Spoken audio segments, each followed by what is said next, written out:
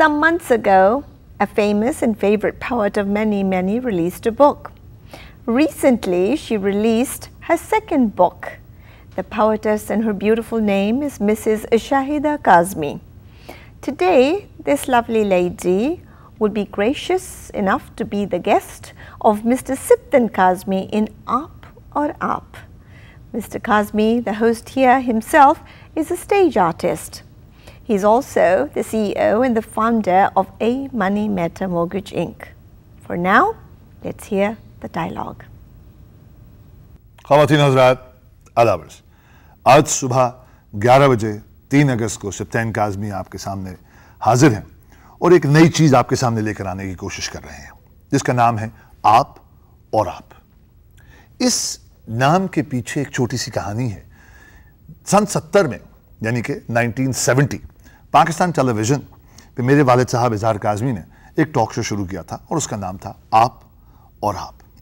और उसके बाद कई सिलसिले बने इस तरह के प्रोग्राम के जिनमें नाम था आप और आप, परख, yes sir no sir by let जनाब मोइन अख्तर साहब और इस तरह के काफ़ी।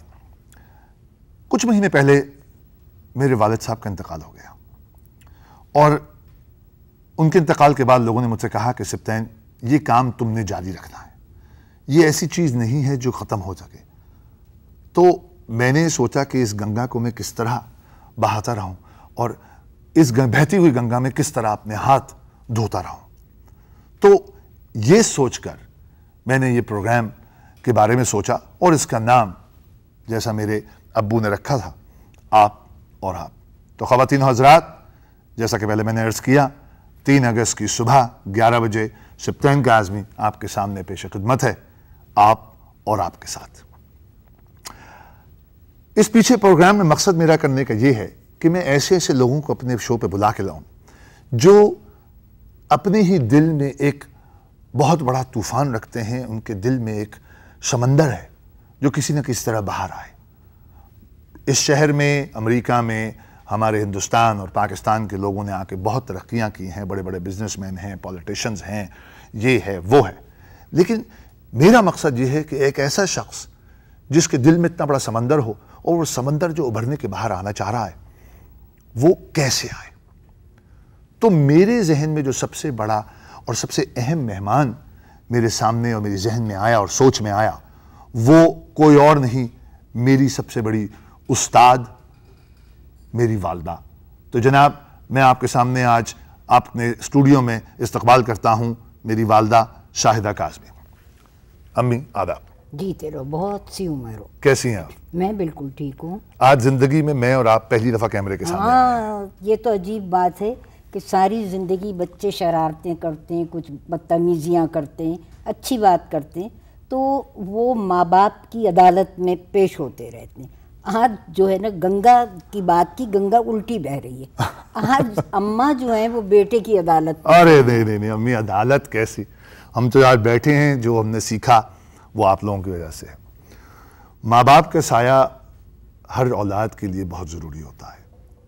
हालांकि मेरे वालिद का इंतकाल हो गया, लेकिन ये कि हमारी अम्मी जो हैं, हम 5 बहन भाई हैं, मेरी अम्मी जो हैं इन 5 पे भारी हैं और कहीं भी खड़े होकर किसी को भी किसी कटहरे में खड़ा कर सकते हैं। अम्मी को बुलाने का मकसद जो था मेरा आज, कुछ महीने पहले और कुछ साल हो गए, अब तो 2 साल हो गए, अम्मी ने एक किताब लिखी जिसका नाम था पसे दीवार। पसे दीवार का मतलब आसान उर्दू में आप कहिए कि दीवार के पीछे, कि दीवार के पीछे क्या है। तो ये किताब मैं अपने सामने रखी हुई है जिसके बारे में मम्मी आपसे कुछ तस्करा करना चाहूँगा। हाँ बिल्कुल करो। तो पहले तो ये किताब लिखने में आपको, ये सारी इसमें नज़्म लिखने में कितना वक्त लगा? अरे भाई, एक जिंदगी सर्फ हुई तो ये दीवान हाथ में आया। क्या बात है। बहुत अरसे से लिख रही थी, लेकिन बस कुछ अपने पे भरोसा नहीं था। और जब भी इजहार को दिखाती थी तो वो कहते थे इससे बेहतर लिखो। अच्छा भाई, वो बेहतर का स्टैंडर्ड क्या है? उनका स्टैंडर्ड बहुत ऊंचा था, मैं उनके स्टैंडर्ड पर पहुंच ही नहीं सकती थी। लेकिन बहरहाल एक वक्त ऐसा आया कि लोगों ने कहा किताब छपवा लो, किताब छपवा लो। फिर میں نے اس پر کام شروع کیا اور تب پتہ چلا کہ بھائی کتاب چھپوانا جو ہے وہ ایسا ہے جیسے بیٹی کو رخصت کرنا. اوف. پتہ نہیں کب سے نظمیں لکھیں, کچھ اظہار نے ٹائپ کیں, کچھ ان کی اصلاح ہوئی, غرض کے ایک جوخم کا کام تھا جو سر انجام پایا اور یہ کتاب سامنے آئی.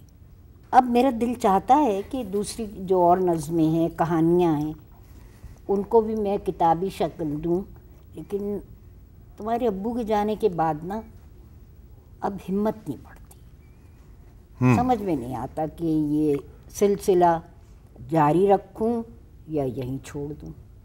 بھائی دیکھیں نا, شاعری کے پیچھے جتنی میری سمجھ ہے کہ سوچ کا تعلق ہے, بالکل جذبات کا تعلق ہے, بالکل جذبات زیادہ, جذبات زندگی کو قریب سے قریب دیکھنے کا ہے. ہاں تو ہم جب تک زندہ ہیں سوچ بھی ہے, جذبات بھی ہیں, اور زندگی کا تجربہ ہم کرتے ہی رہتے ہیں. تو یہ آپ کا کہنا کہ اس کو جاری کروں کہ نہ کروں, یہ تو آپ کے ہاتھ میں ہے ہی نہیں. مشکل ہوگا کہ اگر آپ کہ سوچنے پہ کیسے پابندی لگا سکتے ہیں. اور پھر یہ کہ اندر ایک غبار سا بھرتا ہے شاعری کرنے کے, اور وہ جو کہتے ہیں نا کہ آسمان سے نازل ہوتا ہے, تو اس وقت یہ نہیں دیکھتے کہ بھائی کاغذ ہے, قلم کہاں سے لائیں, یہ جو بھی چیز ہاتھ میں آئی اس کے اوپر لکھا, اور پھر صبح کو اٹھ کے دیکھا کہ یہ کیا لکھا ہے. جبھی تو کہا تھا پتے کی چھال پہ بھی لکھ دو, درخت کی چھال پہ بھی لکھ دو. ہاں بس. اچھا, اس سے پہلے کہ میں اس کتاب میں سے آپ سے گزارش کروں کچھ پڑھنے کی, تھوڑا سا اپنے بارے میں بتائیے. آپ کی شاعری کے علاوہ, مجھے تو خیر معلوم ہے میں آپ کے اولاد ہوں, میں چاہتا ہوں کہ ہمارے آڈینس بھی یہ جاننا چاہیں کہ شاعری اور اس کتاب کے علاوہ آپ نے پاکستان میں کیا کیا کیا, کوئی ٹیلی ویژن یا ریڈیو یا اسٹیج, اس طرح کیا کیا؟ سپتین ایسا ہوتا ہے کہ آدمی میں ٹیلنٹ تو ہوتا ہے, کوئی ایسا میرے خیال میں دنیا میں کوئی شخص ایسا پیدا نہیں ہوا جس میں ٹیلنٹ نہ ہو. سوال یہ ہے کہ اس ٹیلنٹ کو کریدنے کی ضرورت پڑتی ہے, کہ آدمی جیسے مٹی رولتا ہے اور اس میں سے ریت میں سے سیپیاں نکالتا ہے, یہ چیز ہوتی ہے. بعض لوگ یہ کام خود کر لیتے, لیکن میں شاید بہت کم ہمت تھی, اور یہ بھی کہہ سکتے ہو کہ تمہارے ابو کے سامنے مجھے یہ خیال ہوتا تھا کہ پتہ نہیں میں یہ ان کے اسٹینڈرڈ پر اتروں گی یا نہیں, لیکن مجھے ایسا لگتا ہے کہ ایک مٹی کا پیڑا تھا جو میرے پیرنٹس نے اظہار کے ہاتھ میں دیا, یا اظہار نے خود اچک لیا وہ پیڑا, اور پھر اس کے بعد اس کو تراشا, اس کی مرمت کی, تو پتہ چلا کہ میرے اندر تو بھائی ڈرامہ بھی ہے. اچھا.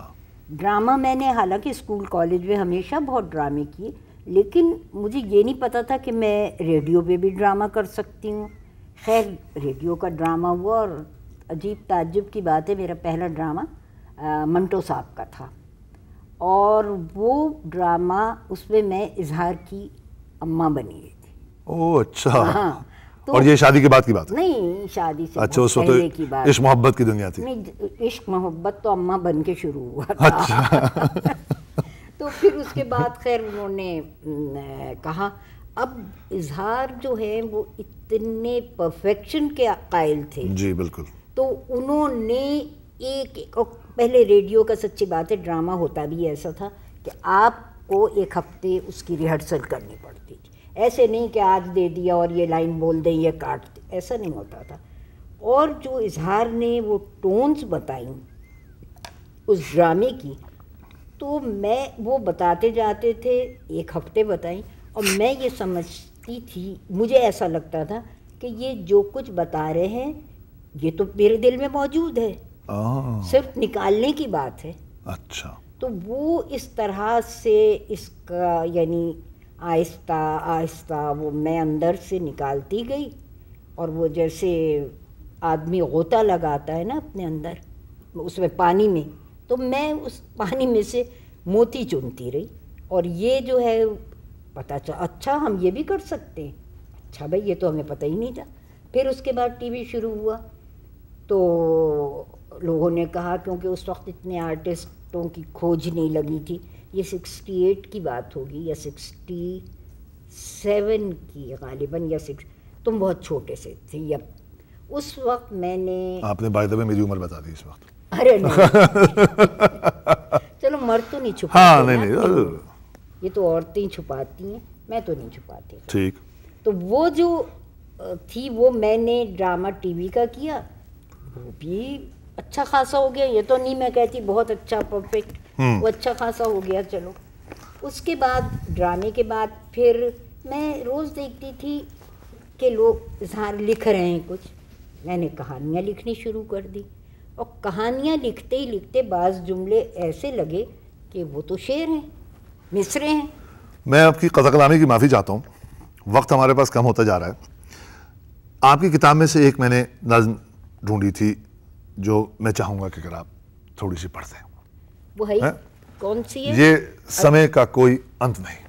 یہ ہے ہی چھوٹی سی. بس وقت کم اور مقابلہ سخت. ہاں, اس سمے کا کوئی انت نہیں, یعنی کہ وقت کا کوئی خاتمہ ہی نہیں ہوتا. واہ. وہ تو چلتا جاتا ہے. سمے کا کوئی انت نہیں, سمے کی ڈوری کس نے تھامی. سمے تو موسموں کے سینے پر پھیلا ہوا ایک سمندر ہے. واہ.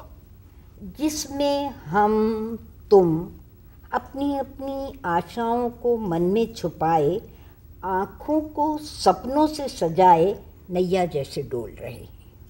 واہ. کوئی نہیں جو ان مورکھ من والوں کو بتائے کہ آشائیں سب کانچ کی چوڑیاں, کھنک کھنک ٹوٹ جائے. سپنے سارے دھنک کے رنگ, ہوا چلے اڑ جائے.